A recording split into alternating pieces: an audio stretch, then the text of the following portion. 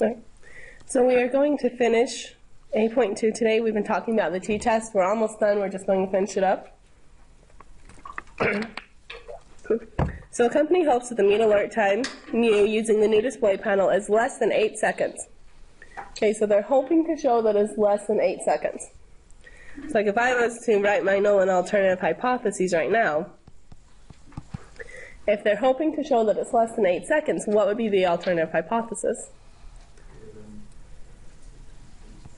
Okay, so the alternative hypothesis is usually what you are trying to show, because you're going to look for evidence against the null hypothesis and hence evidence for the alternative hypothesis, which is what you're really hoping to show. And then the null would have to be the mu equals 8. They found a sample of 15 alert times with a sample mean of 7.5 and a sample standard deviation of 1.0261. Assume the population is approximately normally distributed. Conduct an appropriate hypothesis test. Well, I've already found my null and alternative hypotheses. What else do I need for a test?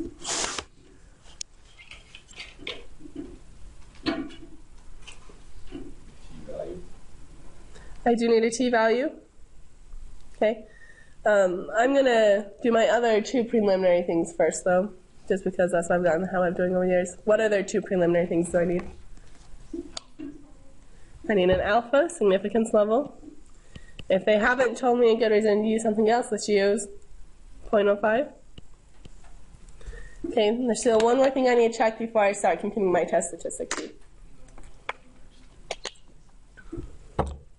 I have to check my assumptions. Do we have a normal population or a sample size of at least 30? Okay, so in this situation, is one of those met? Okay, it tells us that the population is approximately normal. So that's met. Okay, so now I'll find my test statistic. The reason I wait until now is I just want to make sure that I don't do more work than I need to if the assumptions aren't met.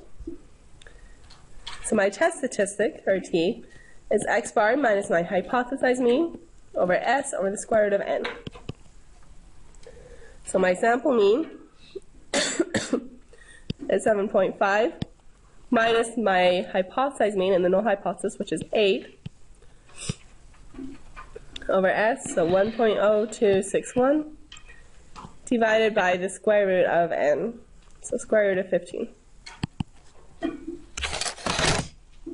And if you didn't already, go ahead and make sure you picked up a t and z table today so that you'll have them in front of you. You can follow along.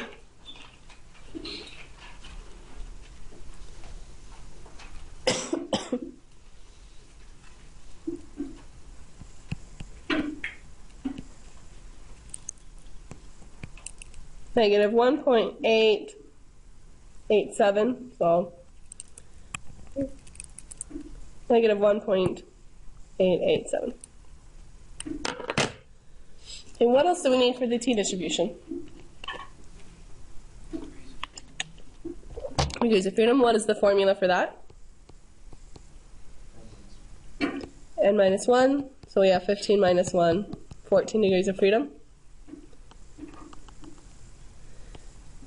Next we need our p-value.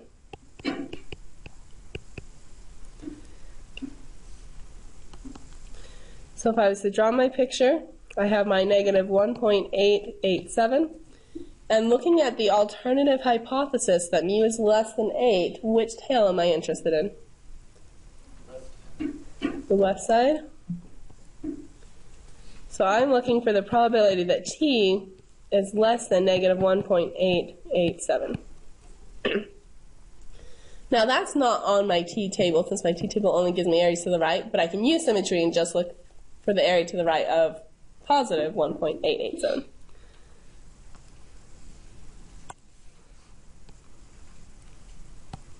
So if you have the t-table in front of you, go ahead and look that up.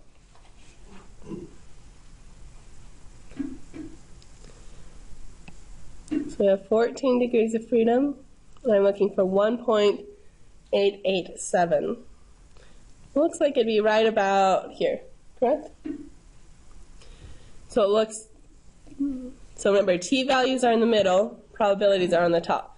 So the probability is between 0.05 and 0.025.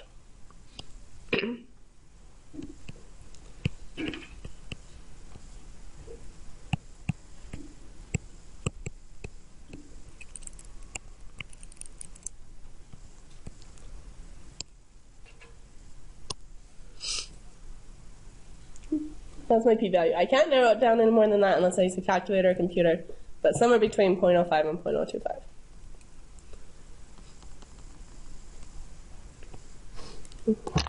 So is that a big or small p-value? Because it is smaller than alpha,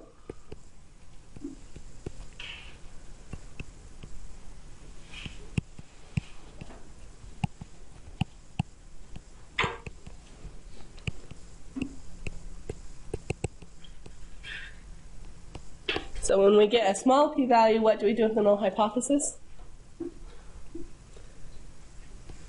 We will reject.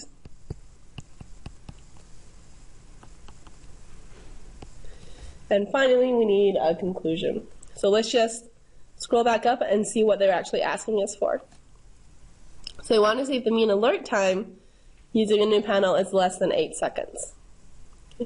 Well, we rejected the null hypothesis that it is 8 seconds, so we now have evidence that it is less than 8 seconds.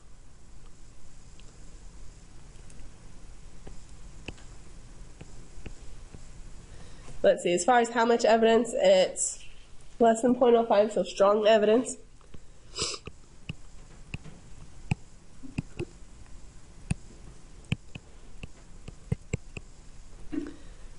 That the mean alert time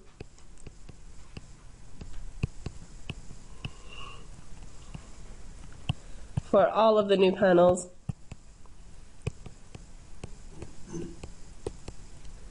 is less than 8 seconds.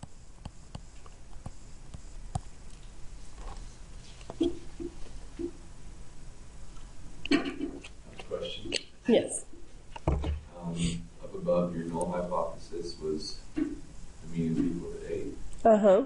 How do you know it's that and not greater than or equal to 8? So that is, so the question is, why is our null hypothesis just mu equals 8 and not mu is greater than or equal to 8?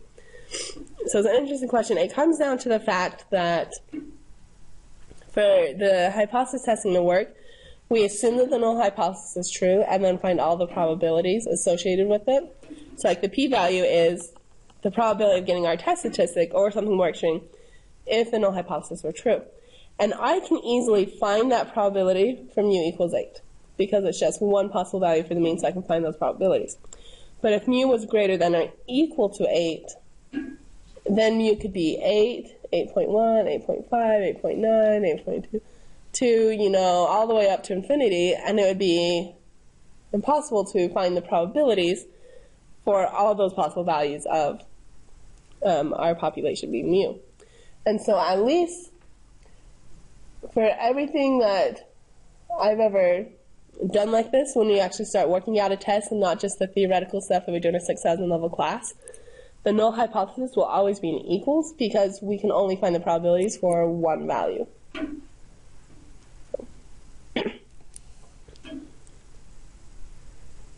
Usually students don't think to ask me that, or don't ask me that. But that's the real reason why. Okay. So other questions on this one? As far as on the test, what I'm wanting to see is make sure that you have the mean in there, and some word like all or for the population, so that I know you are talking about the population mean. And then, so it should have like population mean, evidence, and make sure you phrase it correctly, that less than 8 seconds.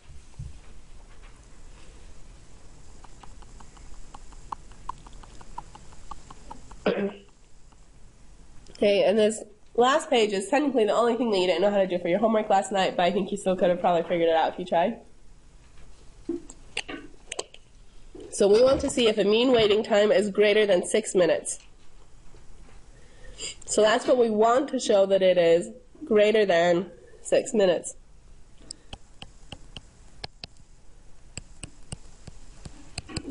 So if we want to show that it is greater than 6 minutes, we would do mu is greater than 6, which means the null hypothesis is that mu equals 6.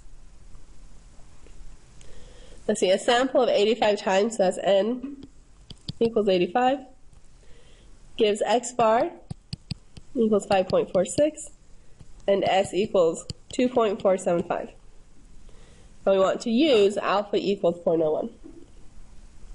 Okay. So the first question, for what values of the t-test statistic would you fail to reject the null hypothesis?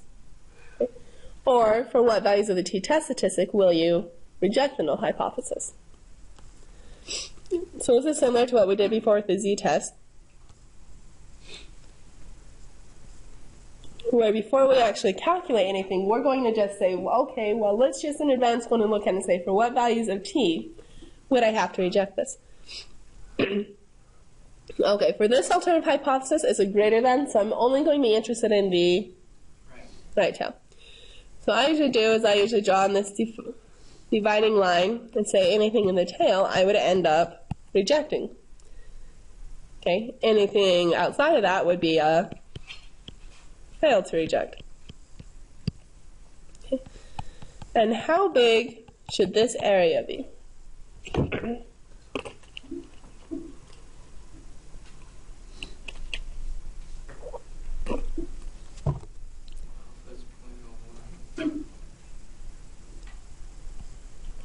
So 0.01, no, so I don't have to divide it by 2 because I only have one tail, so it can all go in the one tail. And I want to find that t-value that would break it up into 0.01 to the right, 0.99 to the left. And the reason why is that if I get any actual test statistic, say out here, then the area to the right of it is obviously less than 0.01, so my p-value is smaller than alpha. So all I need to do is find that t-value that has 0.01 area to the right. Although, because it's a t-distribution, I also need degrees of freedom. 84. And I will need to round down to the nearest value on the table. What is the nearest value on the table for degrees of freedom? 60.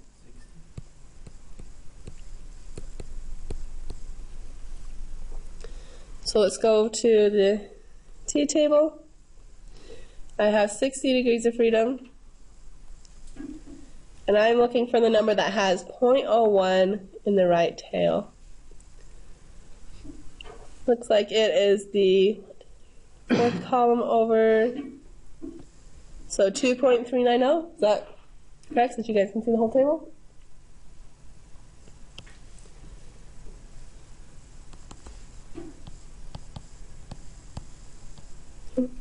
So if I get any test statistics to the right of 2.390, then their p-values are going to be smaller than 0.01, and I can reject the null hypothesis. So we will write a decision rule, and we will say that we will reject if t is greater than 2.390.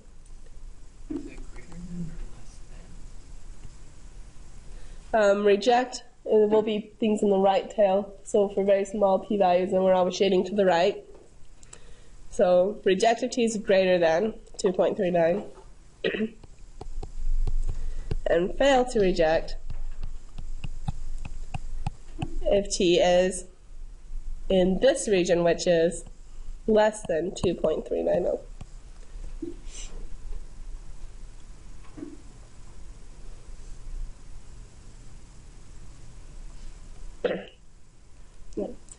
Questions on how we find those regions? It's good to know for the future. I won't test you on it because I prefer the p-value approach.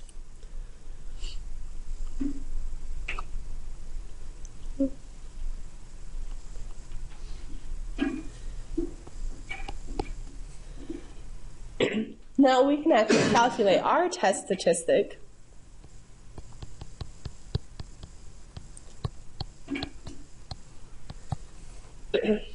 So someone tell me, so read it off from up above, what was X bar?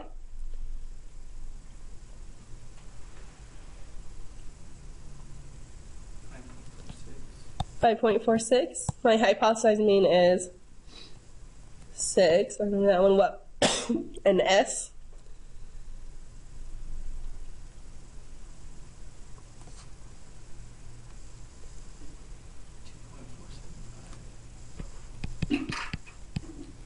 And N is 85, right?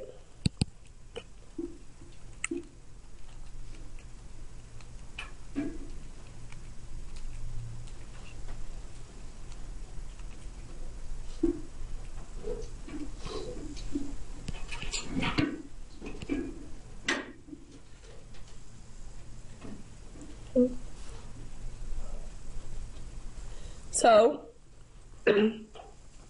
I got negative 2.011. Everyone else get that? Let me plug it in.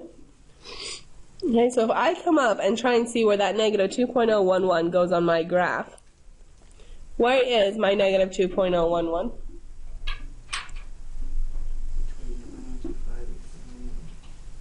Okay, well, just looking at this graph, where is my negative value falling?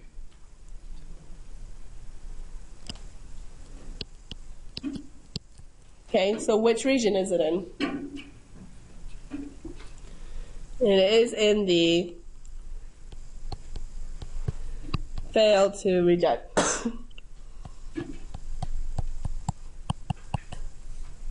Okay, and so you can do that without finding a p-value. But let's just, for practice here, say, well, what would the p-value have been? So I drew in my negative 2.011, and then this is where sometimes people mess up, is when I ask them which tail to shade, they say shade to the left because that is the small tail. But remember, we always look at our alternative hypothesis, which is mu is greater than 6 minutes. And so when I start shading this, I am still going to the right. And what can you tell me about that p-value? Jenny, just looking at that area has to be at least half the graph. So that p-value has to be at least bigger than 0.5. Now you said when you looked it up on the table for the negative 2.011 that it was between 0.025 and 0.01, but what was that actual area? Yeah, that was the area to the right, so. Which means that the area to the, that was the area to the left, so the area to the right is between 0.975 and 0.99, right? So how big is our actual p-value? Yeah, so p-value is between 0.975 to 0.99. And we would definitely reject the null hypothesis. So, I mean, usually you'll kind of have the small tail, but sometimes you could get a big tail, and that's okay. You need to make sure that you do give yourself that big p-value.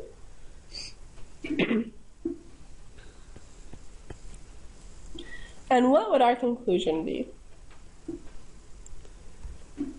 Let's write this. When we fail to reject, remember that our boss is still interested in whether or not mu is greater than 6, and we should write all of our conclusions in terms of that. So, but we couldn't reject the null hypothesis, so basically we didn't find enough evidence to conclude that our mean is greater than 6.